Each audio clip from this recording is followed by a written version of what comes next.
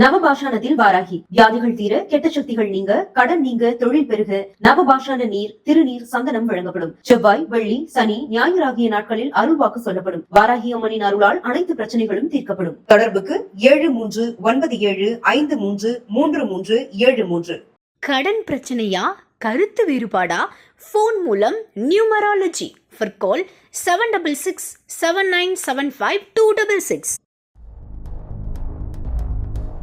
Sir, karate Hussain அவர்களுக்கு இப்போ blood cancer இருக்குது அப்படின்னு அவரே ஃபேஸ்புக்கில் ஒரு போஸ்ட் போட்டிருக்காரு. அவர் எவ்வளோ ஆக்டிவாக இருந்தாருன்னு நம்ம எல்லாருக்குமே தெரியும். அவருக்கு இது எப்படி வர்றதுக்கு சாத்தியம்? இல்லை, பிளட் கேன்சர்ன்றது வந்து பார்த்திங்கன்னா ஜென்ரலாக பீடியாட்ரிக்ஸ்லேயும் ரொம்ப காமனாக வரக்கூடிய ஒரு கேன்சர் தான். அதே மாதிரி அடல்ட்ஸ், அதாவது பெரியவங்களுக்கும் வரலாம் அப்படின்ற ஒரு கேன்சர் தான். பிளட் கேன்சர் பொறுத்த வரைக்கும் நீ சிகரெட் பிடிச்சதுனால வந்தது, மது இருந்ததுனால வந்தது, இது எல்லாமே ஒரு பெரிய ஃபேக்டரே கிடையாது. டோட்டலி ஜெனட்டிக்ஸ் தான் இதில் மெயின் ஃபேக்டரு. மறைந்த முதல்வர் ஜெயலலிதா அவர்கள் மேலே ரொம்ப பிரியமானவர். அவங்களுக்காக ஒரு ஸ்டாச்சு ரெடி பண்ணியிருந்தார். அந்த ஸ்டாச்சுவுக்கு அவரோட ரத்தத்திலே தான் அந்த ஸ்டாச்சுவை வரைஞ்சிருந்தாரு. அதுக்கு கடந்த ஒரு 8 வருஷமா தொடர்ந்து ஒவ்வொரு 3 மாசத்துக்கும் அவரோட பிளட்டை சேமிச்சு அதை வரைஞ்சிருக்காரு. அதனால பிளட் கவுண்ட் குறைஞ்சிக்கிறதுக்கு வாய்ப்பு இருக்கா? ஜெனட்டிக்ஸ் மூலமா கேன்சர் வரும், அது வரதுக்கு வாய்ப்பு இருக்குன்னு சொன்னீங்க. அது இல்லாமல் வேற என்னென்னலாம் செஞ்சால் வர்றதுக்கு வாய்ப்பு இருக்கு? இப்போ ஆல்கஹால் அப்படின்னு எடுத்துக்கிட்டிங்கன்னா லிவர் கேன்சருக்கு அது ஒரு முக்கியமான காரணமாக இருக்குது. இப்போ கர்ப்பப்பை வாய் புற்றுநோய்னு எடுத்துக்கிட்டிங்கன்னா multiple sexual partners, unprotected sex, அந்த ஹைஜீன் மெயின்டைன் பண்ணாமல் இந்த மாதிரிலாம் இருக்கும் போது பார்த்தீங்கன்னா அந்த கேன்சர். ஸோ கேன்சர்ன்றதுக்கு பல காரணங்கள் நம்ம போட்டுகிட்டே நிறைய கேன்சர் பேஷண்ட் அந்த இறந்துருவோம் அப்படின்ற பயத்திலேயே சூசைட் பண்ணியிருக்காங்க. ஸோ மன அழுத்தன்றது கேன்சர் பேஷண்ட்டுக்கு ரொம்ப இயல்பாக வரக்கூடிய ஒரு விஷயம்.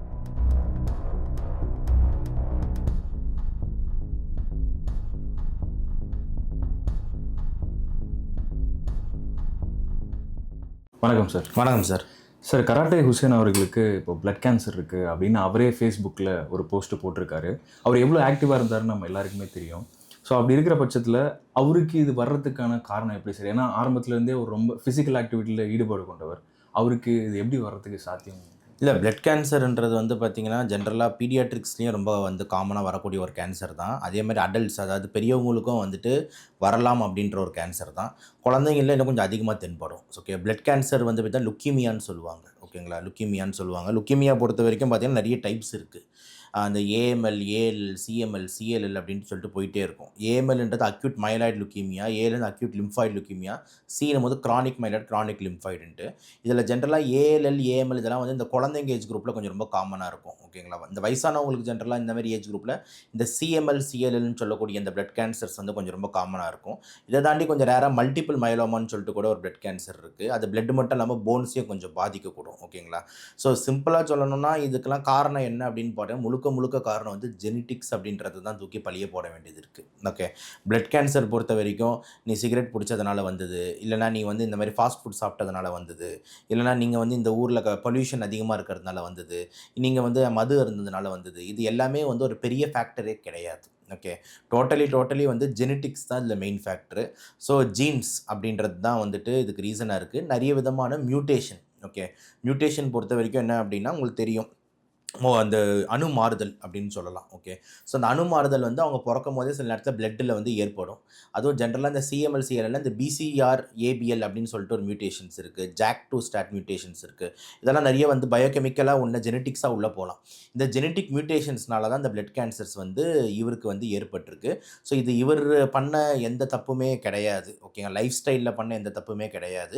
இது இயற்கையாக சில நேரத்தில் நம்ம ஜீன்ஸ் கோளாறுனால வர்றது தான் இந்த பிளட் கேன்சர் ன்றதால பெருசாக பண்ண முடியல. அதை தாண்டி ரொம்ப ரேராக இந்த கதிர்வீழ்ச்சிலேயே வாழ்கிறவங்க, ரேடியேஷன் தெரப்பி, இந்த எக்ஸ்ரே, சிடி ஸ்கேனு, இல்லைனா இந்த ரேடியோ ஆக்டிவ் இடத்துல இந்த கதிர்வீழ்ச்சியை யூஸ் பண்ணுற ஒரு ஃபேக்ட்ரி பக்கத்தில் இவங்க இருக்காங்க, ரேடியேஷன் ரொம்ப அதிகமாக படுது.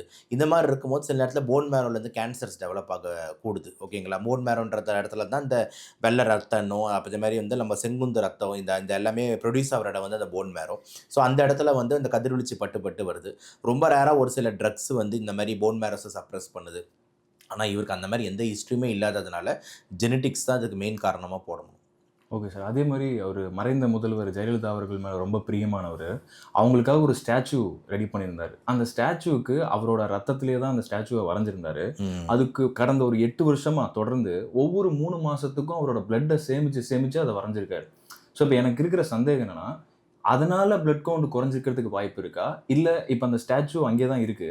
அவரோட ரத்தத்தால உருவாக்கப்பட்டிருக்கு. இப்ப யாராவது அத தொட்டாலோ, இல்ல அது மூலமா மத்தவங்களுக்கு பரவறதுக்கு வாய்ப்பு இருக்கா? இல்லை, ஃபர்ஸ்ட் ஆஃப் ஆல் வந்துட்டு இப்போ வந்து பிளட் டொனேஷன் ஒன்று பண்ணுறோம், ம். ரத்த தானம்னு பண்ணுறோம். ரத்த தானன்றது வந்து பார்த்தீங்கன்னா ஒரு எவ்ரி 3-4 மாதத்துக்கு ஒரு வாட்டி நீங்கள் ரத்தம் தானம் பண்ணுங்கன்ட்டு இந்த ரத்தம் தான முகாம்களாம் வந்து நம்மக்கிட்ட கெஞ்சறானுங்க. ம். புரியுதா நான் சொல்கிறது? ஏன்னா நார்மலாகவே பிளட் டொனேஷன்ன்றது ரொம்ப நல்ல விஷயம். ம். ஓகேங்களா? இப்போ நானே 6 மாதத்துக்கு ஒரு வாட்டி பண்ணணும்னு எனக்கு ஆசை. ஆனால் நான் வருஷத்துக்கு ஒரு வாட்டி தான் பண்ணுறேன். ஆனால் நிறைய பேர் அதை கூட பண்ணுறது கிடையாது. ஓகேங்களா? வருஷத்துக்கு ஒரு வாட்டி நீங்கள் பிளட் டொனேட்டில் தாராளமாக பண்ணலாம். ஓகே, இன்ஃபேக்ட் வந்து 3 to 4 months ஒரு வாட்டி பண்ணலான்றாங்க. ம். எவ்வளோ பேர் வந்து கிரானிக் ரத்த டொனேஷன் பண்ணுறவங்க இருக்காங்க. ஓகே, அந்த மாதிரி பண்ணுறதுனால ஒரு சில நல்ல உள்ளங்கள் இருக்கிறதுனால தான் பல பேர் இங்கே உயிர் வாழ முடியுது. ஓகேங்களா? ஸோ ஏன் அதை நான் சொல்கிறேன்னா, அந்த ரத்த டொனேஷன் பண்ணதுனால கேன்சர் வந்துருச்சா அப்படின்ற கேள்வி வந்துட்டு மக்கள்கிட்ட ஒரு பெரிய தேவையில்லாத தவறான கருத்தை கொண்டு போய் சேர்க்கும். ஓகேங்களா? அதுக்கும் சம்மந்தமே கிடையாது. ஓகே, ஸோ ரத்த டொனேஷன் அப்படின்றது வந்து இவர் பண்ணது வந்து அவங்க அம்மா மேலே இருக்கிற பாசத்துக்காக அவர் வந்து கொடுத்தாரு அப்படின்றது வந்து டோட்டலாக வேற கதை. ஓகே, ஜென்ரலாக வந்து பிளட் டொனேஷனால் கேன்சர் வருமா அப்படின்னு ஒரு டாபிக் எடுத்தோம் அப்படின்னா கிடையவே கிடையாது. பிளட் டொனேஷனால் நிறைய நன்மைகள் தான் இருக்குது. ஓகே, பிளட் டொனேஷன் பண்ணும்போது உங்கள் போன் மேரோ இன்னும் ஆக்டிவ் ஆகுது.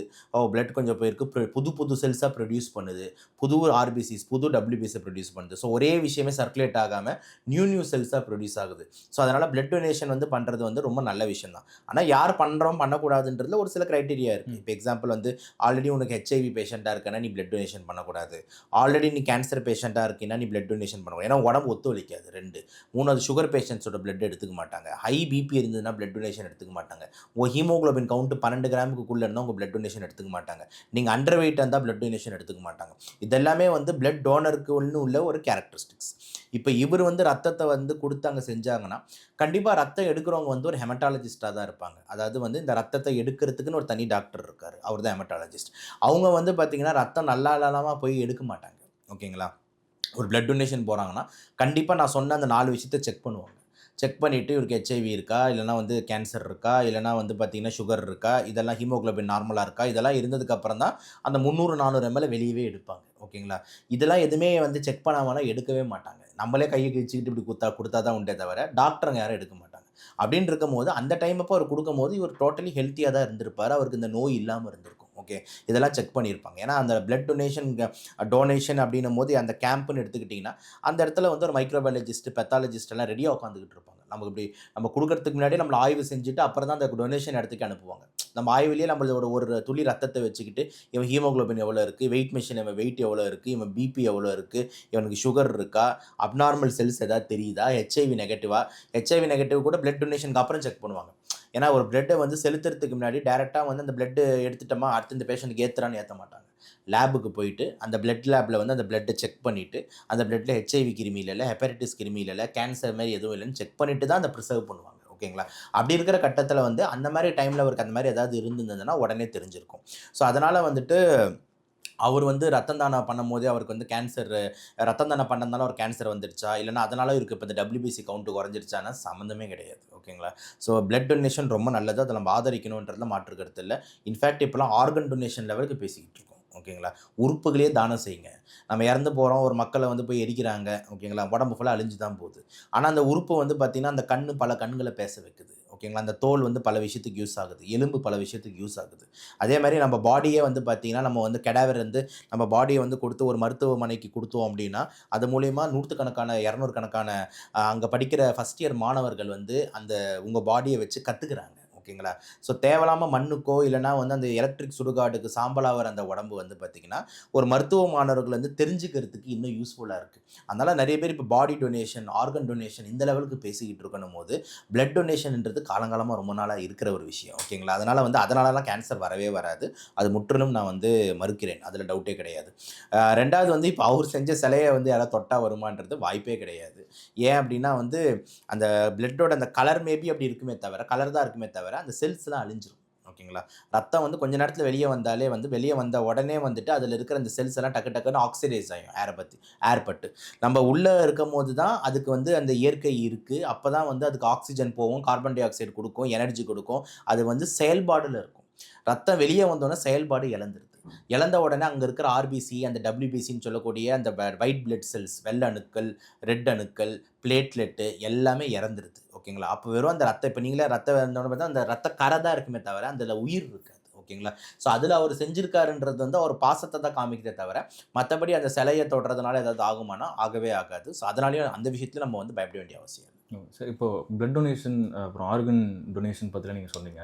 இப்போ நிறைய யங்ஸ்டர்ஸ் நிறைய பேர் போய் பிளட் கொடுக்கறது இதெல்லாம் செஞ்சுட்டு தான் இருக்காங்க சார். ஆனால் இந்த ஆர்கன் டொனேஷன் வரும்போது உயிரோடு இருக்கும்போது அது நம்ம செஞ்சால் எப்படி வலிக்குமோ அதே மாதிரி இறந்ததுக்கப்புறமும் நமக்கு வலிக்குமோ அப்படின்ற ஒரு பயம் எல்லாருக்குள்ளேயும் இருக்குது. ஸோ அந்த அவேர்னஸை எப்படி கொண்டு போய் மக்களுக்கு சேர்க்கறதுன்னு ஏதாவது? இல்லை சார், இறந்ததுக்கப்புறம் எப்படி சார் வலிக்கும்? இல்லை சார், வலிக்காது, பட் இதை யோசிச்சு பார்க்குறாங்கன்ற அதெல்லாம் வாய்ப்பே கிடையாது. இது வந்து பார்த்தீங்கன்னா தெரியல, அப்படி யோசிக்கிறாங்கன்னா வந்து எந்த அளவுக்கு கொஞ்சம் புரிதல் இல்லாமல் இருக்காங்க மக்கள் அப்படின்னு நம்ம அவேர்னஸ் தான் கொடுக்கணும்.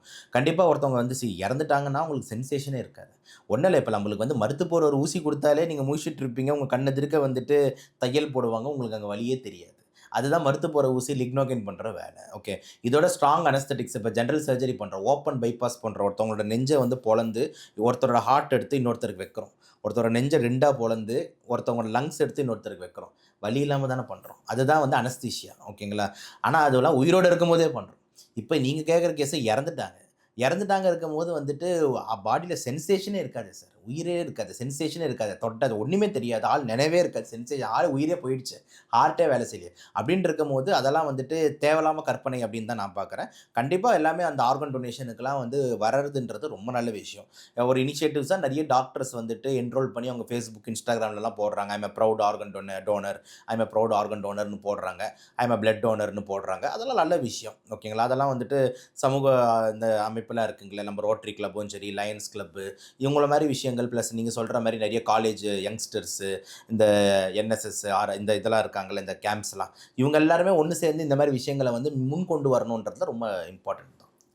அதே மாதிரி இப்போ ஜெனட்டிக்ஸ் மூலமாக கேன்சர் வரும், அது வரதுக்கு வாய்ப்பு இருக்குன்னு சொன்னீங்க. அது இல்லாமல் வேற என்னென்னலாம் செஞ்சால் வர்றதுக்கு வாய்ப்பு இருக்குது சார்? கேன்சர் நீங்கள் இப்போ பிளட் கேன்சர் டாபிக்ன்றதுனால அதை மட்டும் தான் நான் அதை சொன்னேன். இப்போ நீங்கள் வந்து ஜென்ரலாக கேன்சர் எடுத்துக்கிட்டிங்கன்னா நிறைய லம்ப ஃபேக்டர்ஸ் அதிகமாக இருக்குது. ஓகேங்களா. இப்போ எக்ஸாம்பிள் வந்து இப்போ ஒரு உதாரணத்துக்கு எடுத்துக்கோங்க, நுரையீரல் அப்படி கேன்சர் எடுத்திங்கன்னா சிகரெட் ஸ்மோக்கிங் தான் ஃபஸ்ட்டு முக்கியமான காரணம்.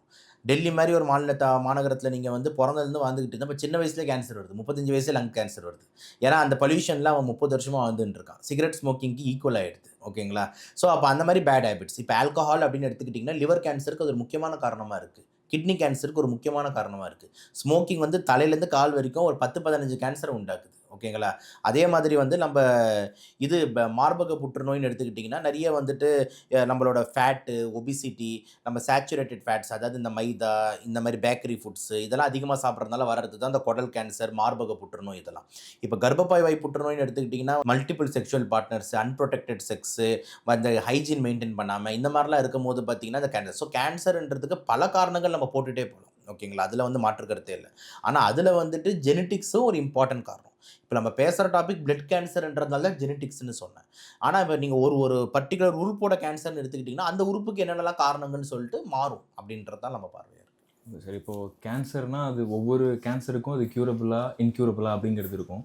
பட் பொதுவாக கேட்கும்போது கேன்சர் க்யூரபிளா சார் இன்றைக்கி இருக்கிற நிலைமை? கண்டிப்பாக க்யூரபிள் தான். ஆனால் வந்து எந்த ஸ்டேஜோ அதை பொறுத்து. ஸோ ஸ்டேஜில் வந்து 4 ஸ்டேஜ் இருக்குது. ஸ்டேஜ் 1, 2, 3, 4ன்னு இருக்குது. இதில் ஸ்டேஜ் 1 அப்படின்னும் போது லோக்கலாக இருக்கிறது. ஓகேங்களா. ஆனால் ஸ்டேஜ் 4ன்னும் போது பார்த்தீங்கன்னா வேறு உறுப்புகளை உடம்பு ஃபுல்லாக பரவி இருக்கிறது. இதில் ஸ்டேஜ் ஸ்டார்டிங்கில் இருக்கும் போது பார்த்தீங்கன்னா உங்களுக்கு ஈஸியாக வந்துட்டு நம்மளால் க்யூர் பண்ண முடியுது. இப்போ எக்ஸாம்பிள் வந்து லிவரில் ஒரு கேன்சர் ஸ்டேஜ் 1ல் தான் இருக்குன்னா அந்த லிவரோட அந்த பகுதியை மட்டும் வெட்டி எடுத்துடலாம். ஓகேங்களா. 2ல் இருந்தாலும் வெட்டி எடுத்துடலாம். ஆனால் இதே 3, 4ன்னு போகும்போது உடம்புக்கு மற்ற இடத்துக்குலாம் பரவி இருக்குன்னும் போது உங்களால் எதுவும் பண்ண முடியாது. அப்போ கீமோதெரப்பி, ரேடியோ தெரப்பி இந்த மாதிரி இதுதான் நம்ம பண்ண முடியும். அப்போ வந்து லைஃப் எக்ஸ்டெண்டிங் அப்படின்ற மாதிரி பேலியேட்டிவ் கேர் தான் கொடுக்க முடியும். ஸோ ரொம்ப ரொம்ப இம்பார்ட்டன்ட் விஷயம் என்னென்னா வந்துட்டு எவ்வளோ சீக்கிரமாக வந்து இந்த கேன்சர்ஸை கண்டுபிடிக்கிறோமோ நம்ம வந்து 100% சேவ் பண்ணலாம். ஸோ இன்கேஸ் ஒருத்தவங்களுக்கு கேன்சர் வந்திருக்குன்னா மென்டலி அவங்க எவ்வளோ ஸ்ட்ராங்காக இருக்கணும் சார்? சார் மென்டலி அவங்களுக்கு எவ்வளோ ஸ்ட்ராங்காக இருக்க சொன்னாலும் ஸ்ட்ராங்காக இருக்கிறது ரொம்ப கஷ்டம் தான் சார். அதனால தான் வந்து கேன்சர் பேஷண்ட்ஸ்க்கு சைக்காலஜிஸ்ட் தேவைப்படுறாங்க, சைக்கியாட்ரிஸ்ட் தேவைப்படுறாங்க, கவுன்சிலிங் நிறைய தேவைப்படுது, ஃபேமிலி சப்போர்ட் தேவைப்படுது, எமோஷனல் பேக்கப் தேவைப்படுது. இதை தாண்டி வந்துட்டு பொருளாதாரத்தில் ரொம்ப கஷ்டப்படுவாங்க. ஏன் அப்படின்னா வந்து ஒரு கேன்சர் கீமோதெரப்பி ஒரு ப்ரைவேட் ஹாஸ்பிட்டலோ இல்லைனா இந்த மாதிரி ஒரு தனியாரில் போனீங்கன்னா வந்து 1 லட்சம் ஆகிடுது சார். ஒரு சைக்கிளுக்கும் ஒரு ரேடியோ தெரப்பி இதெல்லாம் பண்ணி முடிக்கிறதுக்கு ரேட் ரொம்ப அதிகமாகிடுது. ஓகேங்களா? ட்ரீட்மெண்ட்டுன்றது சீப்பு கிடையாது கேன்சருக்கு.